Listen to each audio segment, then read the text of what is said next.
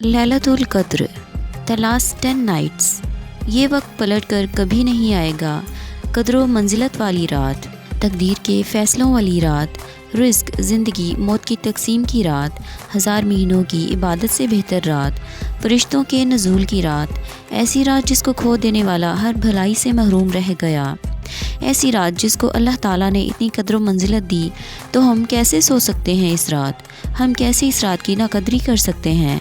ऐसी रात जिसमें फ़रिश्ते सलाम लेकर उतरते हैं, ऐसी रात जिसमें जिब्रील अलैहिस्सलाम उतरते हैं। इतने बड़े मुअज़्ज़ज़ फ़रिश्ते वो आसमान से उतर सकते हैं अल्लाह के हुक्म पर इस रात की ताज़ीम में, तो क्या हम बिस्तरों से नहीं उतर सकते? हम लग़वियात, फ़ज़ूल गुफ्तगू, ट्रांसमिशंस नहीं छोड़ सकते। देखें, इन रातों को 5 काम कसरत से करें।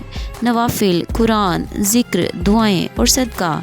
नवाफिल से थक जाएं तो ज़िक्र कर लें, ज़िक्र के बाद कुरान पाक की तिलावत कर लें, सदका भी ज़रूर करें, फिर दुआएं कर लें। दुआ भी इबादत है और अल्लाह ताला को बहुत पसंद है ये इबादत। ज़रा इमेजिन तो करें, ज़मीन भरी पड़ी है फ़रिश्तों से, सलामती उतर रही है, दुआएं कबूल हो रही हैं, सकीनत उतर रही है।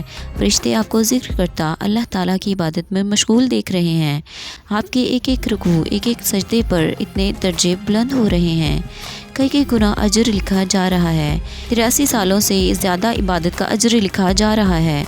और फ़रिश्ते जब फ़जर के वक्त कितार दर कितार आसमान पर जाएंगे और रब ताला को बताएंगे कि हम आपके बंदों को ये इबादत और दुआ में मशगूल छोड़ कर आए हैं, हालांकि रब ताला तो पहले ही जानते हैं, तो अल्लाह रब्बुल इज़्ज़त अपने बंदों से क्यों ना खुश होंगे।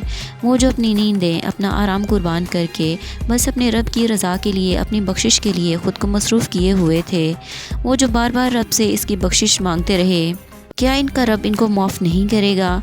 वो तो माफ़ करने वाला है और माफ़ करने को पसंद करता है।